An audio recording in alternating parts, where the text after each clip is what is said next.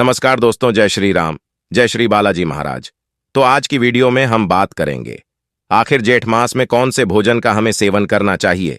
7 बागेश्वर धाम सरकार ने सभी 12 महीनों के अनुसार व्यक्ति को क्या क्या खाना चाहिए, ये कौन सा भोजन उनके लिए उत्तम होता है, बहुत ही एक से बताया है। क्योंकि बागेश्वर धाम सरकार जो भी बातें बताते हैं वो बहुत ही सार्थक और सिद्ध होती है। तो चलिए बात करते हैं आहार के नियम। भारतीय 12 महीनों अनुसार चैत्र, मार्च, अप्रैल इस महीने में गुड़ का सेवन करें, क्योंकि गुड़ आपके रक्त संचार और रक्त को शुद्ध करता है एवं कई बीमारियों से भी बचाता है। चैत्र के महीने में नित्य नियम की 4 से 5 कोमल पत्तियों का उपयोग भी करना चाहिए।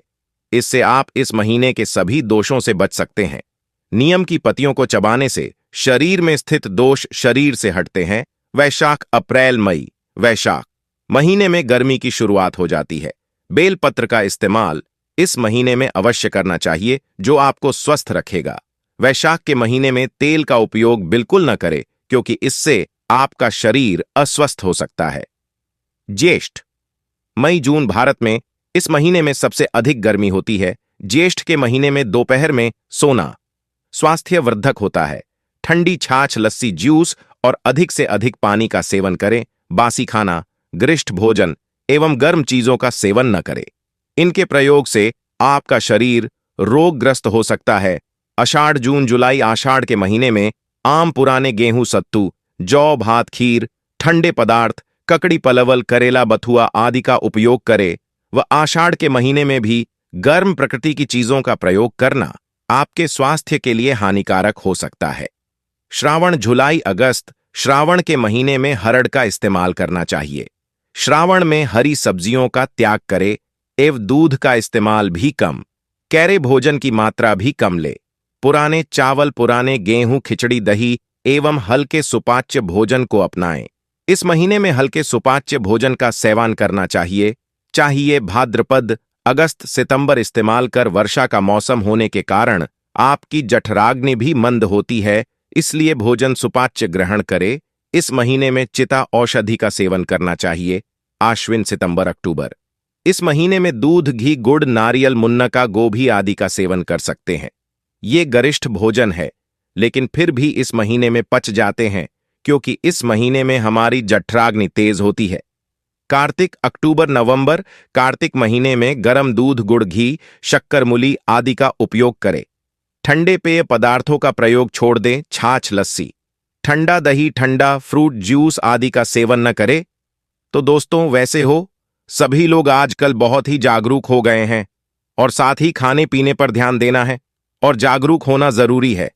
इस पूरे महीने में सूर्य देव, हनुमान जी, त्रिविक्रम देव और शनि देव की पूजा का विधान है। ज्येष्ठ मास में जल का दान करना काफी लाभकारी और पुण्यदायक माना है। धार्मिक मान्यताओं के अनुसार जल का दान करने से सभी पापों से मुक्ति मिलती है और शुभ फल प्राप्त होते हैं। इसके अलावा ज्येष्ठ माह में कुछ विशेष उपायों को करने से सभी समस्याओं से छुटकारा मिल जाता है। तो आइए जानते हैं कि ज्येष्ठ मास में कौन से उपाय करने चाहिए। ज्येष्ठ माह के उपाय: अगर आपके सरकारी काम में रुकावट आती रहती है और आप अपने काम को बिना किसी रुकावट के पूरा करना चाहते हैं, तो जेठ माह में अपने घर के किसी बुजुर्ग का आशीर्वाद लें और सूर्य देव के इस मंत्र का 108 बार जप करना चाहिए। मंत्र: एयूएम घृणी सूर्याय नम। अगर आप मानसिक शांति पाना चाहते हैं तो जेठ माह के पहले दिन सूर्य देव को जल चढ़ाते हुए गायत्री मंत्र का पाठ करें। गायत्री मंत्र इस प्रकार है: एयूएम भूर्भुव स्वः तत्सवितुर्वरेण्यम भर्गो देवस्य धीमहि धियो यो नः प्रचोदयात्। अगर आप जीवन में सुख, संपन्नता और समृद्धि पाना चाहते हैं तो आज के दिन सूर्य देव के निमित्त व्रत करें। उनकी और कनेर के पौधे की तस्वीर की पूजा करनी चाहिए। अगर आप व्रत न भी कर पाएं तो सूर्य देव और कनेर के पौधे की तस्वीर की पूजा करें और उनका आशीर्वाद लें। अगर आप जीवन में सुख, शांति और मनचाहा फल पाना चाहते हैं तो आज के दिन मां दुर्गा के अर्गला स्तोत्र का पाठ करें। यह स्तोत्र दुर्गा सप्तशती की पुस्तक में मिलेगा। अगर आपके पास दुर्गा सप्तशती नहीं है तो आप इंटरनेट से अर्गला स्तोत्र पढ़ सकते हैं। अगर आपको करियर में पिता का साथ नहीं मिल रहा है और आप पिता का सपोर्ट पाना चाहते हैं तो आज के दिन सूर्य देव के सामने खाडी डी से होकर अपने पिता का ध्यान करते हुए ऊं ह्रीं घृण्य सूर्य आदित्याय श्रीयों इस मंत्र का जप करना चाहिए। अगर आप अपने परिवार में खुशियां चाहते हैं तो जेठ माह के किसी भी दिन स्नान आदि के बाद एक लोटे में जल लेकर उसमें लाल कनेर का फूल डालकर सूर्य देव को चढ़ाएं और उन्हें प्रणाम करें। अगर कनेर का लाल फूल न हो तो कुछ दाने चावल के भी डालकर सूर्य देव को चढ़ा सकते हैं। अगर आप व्यापार में लाभ या तरक्की चाहते हैं तो आज के दिन किसी भी भगवान को मीठी रोटी या पूरी का भोग लगाएं। फिर कुछ समय बाद इसे प्रसाद के रूप में ग्रहण कर लेना चाहिए। शारीरिक तौर पर फिट रहने और अपनी सेहत को बरकरार रखने के लिए ज्येष्ठ माह के किसी भू दिन सूर्य देव को जल चढ़ाना चाहिए। फिर घर के मंदिर में भगवान को गुड़ का भोग लगाएं। अगर आप खुशहाल दाम्पत्य जीवन चाहते हैं और रिश्तों में मान सम्मान बनाए रखना चाहते हैं तो जेठ माह के दिन कनेर के पेड़ या पौधे की तस्वीर पर लाल रंग का नया कपड़ा मौली से बांधकर चढ़ाएं। फिर इस तस्वीर को धूप दिखाएं। साथ ही टी उपाय आपकी बरकत को भी बढ़ा देंगे। हम सभी धूप में घूमते हैं, फिर कुछ लोगों की ही धूप में जाने के कारण अचानक मृत्यु क्यों हो जाती है? हमारे शरीर का तापमान हमेशा 37 डिग्री सेल्सियस होता है। इस तापमान पर ही हमारे शरीर के सभी अंग सही तरीके से काम कर पाते हैं। पसीने के रूप में पानी बाहर निकालकर शरीर 37 डिग्री सेल्सियस टेम्परेचर मेंटेन रखता है।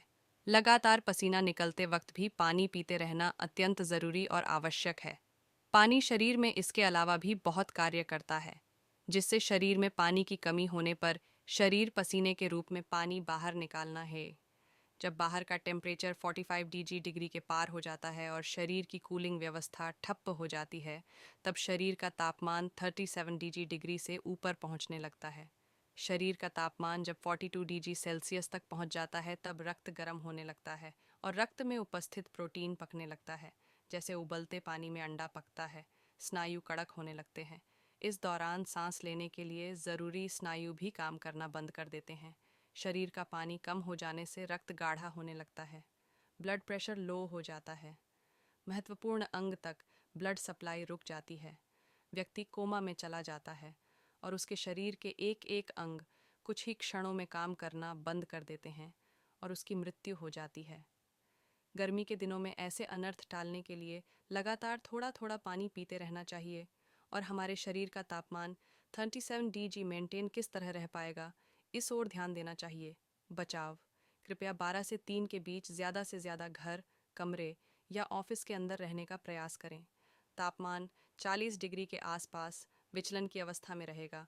यह परिवर्तन शरीर में निर्जलीकरण और सूर्यातप की स्थिति उत्पन्न कर देगा। ये प्रभाव भूमध्य रेखा के ठीक ऊपर सूर्य चमकने के कारण पैदा होता है। कृपया स्वयं को और अपने जानने वालों को पानी की कमी से ग्रसित न होने दें। किसी भी अवस्था में कम से कम 3 ली पानी ज़रूर पिएं।